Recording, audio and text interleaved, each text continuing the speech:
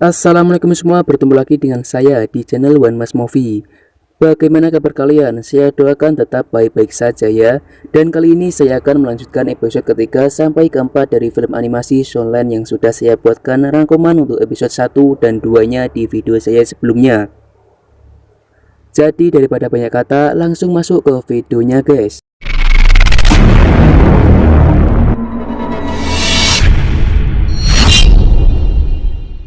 Di episode sebelumnya, Tangsan telah melakukan pemeriksaan bentuk dari martial soul miliknya, yang ternyata bentuk dari martial soul Tangsan berupa rumput perak biru.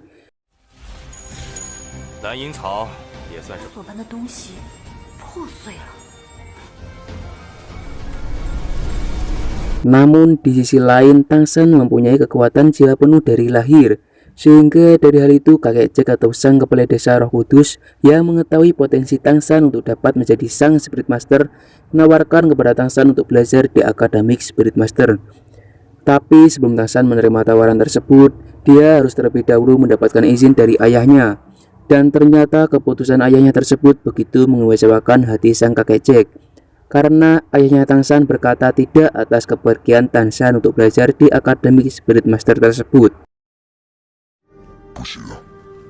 Dan selanjutnya sebelum kakek Jack pergi dari rumah Tangsan, beliau memberitahu kepada Tang Hao yang merupakan ayahnya Tangsan tersebut, jika ia berubah pikiran untuk menyetujui kepergian Tangsan tersebut, dia dapat menemuinya langsung di rumahnya.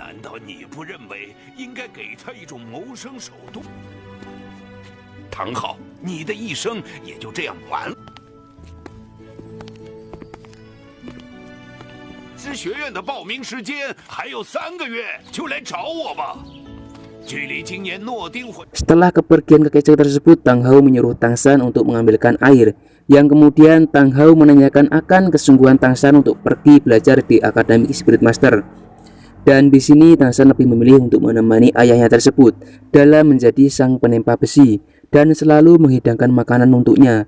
Mungkin karena Tangsan masih berpikir akan kondisi ayahnya itu yang masih terlihat seperti orang yang telah mendapati depresi berat. Dan ketika Tang Hao minta Tangsan untuk mengeluarkan martial soul-nya, tiba-tiba saja Tang Hao menggebrak meja dan berkata,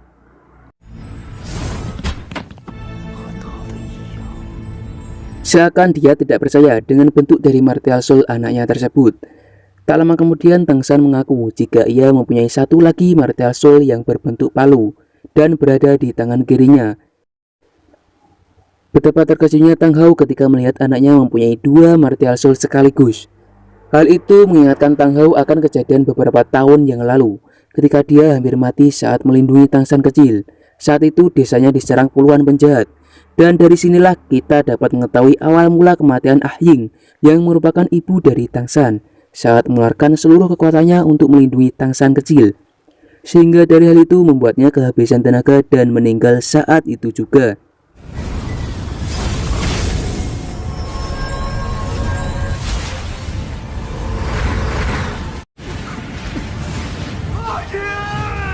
Dan kembali lagi ke Tang Hao yang bangga dengan martial soul yang dimiliki anaknya tersebut, sehingga keduanya lantas berpelukan erat. Setelah itu Tang Hao meminta kepada Tangsan untuk selalu menggunakan martial soul palunya dalam melindungi martial soul rumput perak biru di tangan kanannya. Papa.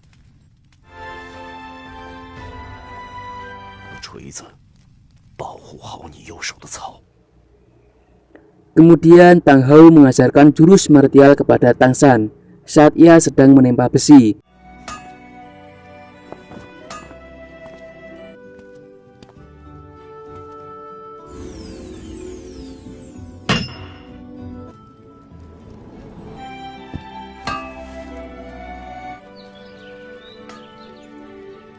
Terlihat Tang Hao mempunyai martial soul berupa palu saat dia mengeluarkan kekuatan jiwa miliknya untuk menempa besi itu. Dan itulah kenapa Tangsan mempunyai bentuk martial soul berupa palu. Hal itu bisa terjadi karena ia mewarisi martial soul dari ayahnya.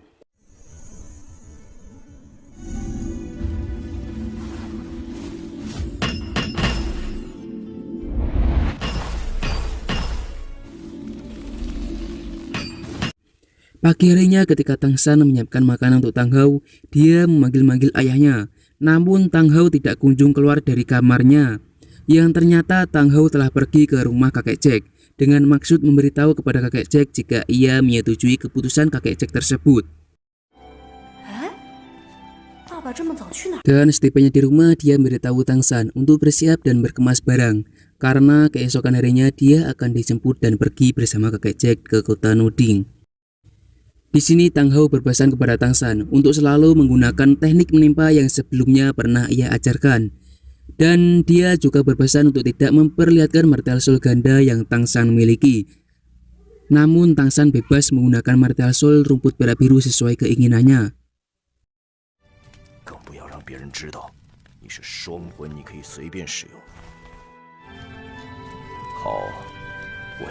Dan di keesokan harinya saat Tang San mempersiapkan makanan untuk ayahnya, kakek Jack datang untuk menjemputnya. Namun di sini ayahnya Tang San masih dalam keadaan tidur terlelap, sehingga dari hal itu kakek Jack dan Tang San tidak terlebih dahulu berpamitan kepada Tang Hao. Dan mereka pun memutuskan untuk langsung pergi karena tidak ingin mengganggu tidur Tang Hao.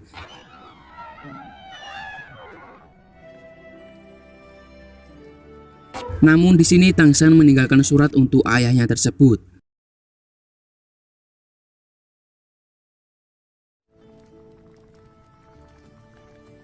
Kemudian ia pun pergi bersama kakek Jack dengan hanya berjalan kaki.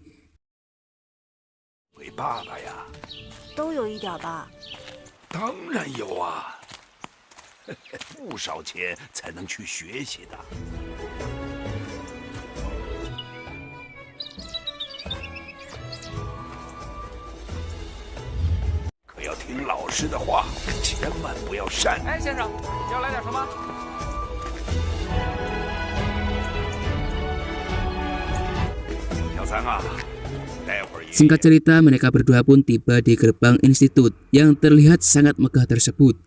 Namun saat ia mencoba untuk masuk, mereka berdua sempat mendapati penolakan dari penjaga gerbang. Nampaknya penjaga gerbang tersebut tidak mempercayai jika Tang San mempunyai kekuatan jiwa, karena Tang San tersebut datang dari desa yang miskin. Dan di sini penjaga tersebut menghina mereka dengan menyebutnya sebagai penipu. Dan di saat kakek Jack mengeluarkan surat pernyataan dari sang guru jiwa kulit roh yang berisi pernyataan jika Tang San mempunyai martial soul rumput perak biru, namun terlahir dengan kekuatan jiwa penuh, malah penjaga tersebut makin menjadi untuk menghina mereka berdua. Penjaga itu menganggap surat yang mereka bawa itu palsu, dan saat itu juga penjaga sombong tersebut membuang surat itu. Dan terakhir, di saat penjaga itu akan mendorong kakek Jack yang disertai dengan menghina desa Roh Kudus dengan menyebutnya sebagai desa pengemis, lantas dengan sigapnya Tang San menangkap tangan penjaga itu dan memukulnya sampai dia terpental jauh.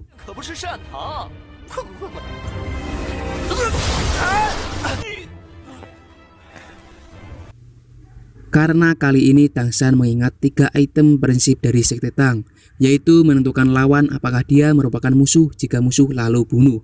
Yang kurang lebihnya begitu 3 item yang Tang San ingat.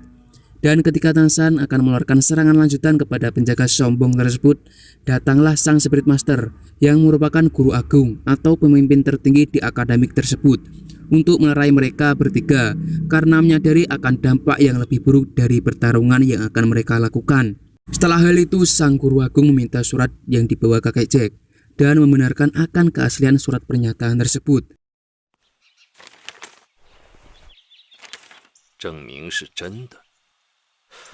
Di sini dengan sikap penuh tanggung jawab serta rendah diri yang dimiliki sang guru agung, beliau meminta maaf atas ketidaksopanan penjaga gerbang tersebut. Dan saat itu juga sang guru agung memecat penjaga sombong tersebut dengan penuh tidak terhormat. Dan dari sinilah Tang San akan berpisah dengan kakek Jack. Namun kakek Jack akan menjemput lagi Tang San saat ia menyelesaikan semesternya. Selanjutnya Tang San bersama sang guru agung berjalan memasuki institut. Dan saat itu mereka berbincang-bincang seakan 2 orang yang sudah akrab dan telah lama bertemu. Dan Tang San bertanya apakah beliau yang akan mengajarinya bagaimana melatih martial soul-nya nanti. Dan sang guru agung pun mengiyakan pernyataan tersebut.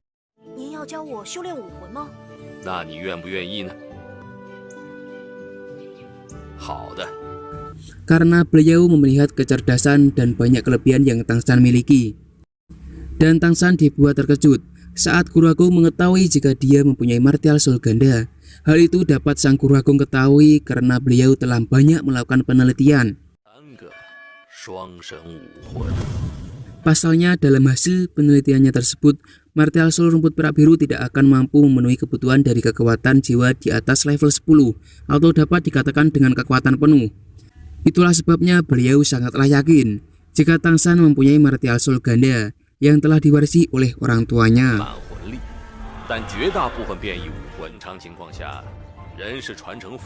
Singkat cerita, saat Tang San dengan Guru Agung memasuki tempat pendaftaran, para guru yang bertugas dibuat heran akan hal itu karena Tang San diantar langsung oleh sang Guru Agung.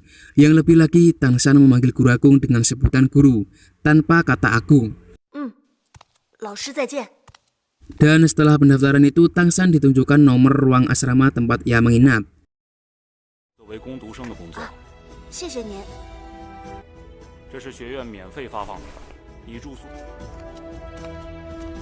Singkat cerita, saat Tang San sudah di depan pintu dan membuka pintu hostel tersebut, tiba-tiba dia dikejutkan dengan serangan dari anak di hostel nomor 7 itu.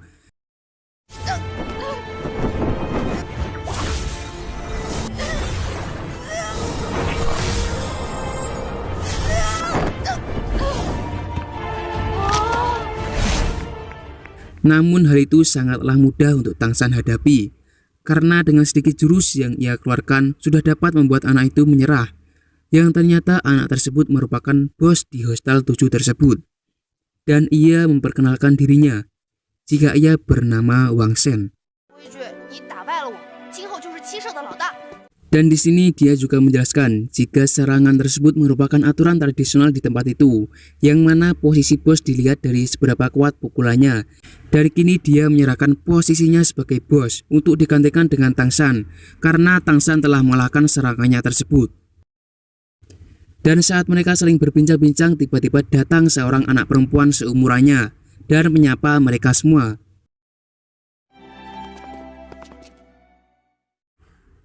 Terima kasih untuk kalian yang menonton video ini sampai akhir. Dan segitu saja untuk penjelasan singkat Soul Land episode 3 dan 4-nya. Dan jangan lupa untuk like and subscribe channel ini supaya kalian tidak ketinggalan update terbaru dari video-video rangkuman cerita animasi keren setelahnya. Dan akhir kata, sampai jumpa di video saya selanjutnya.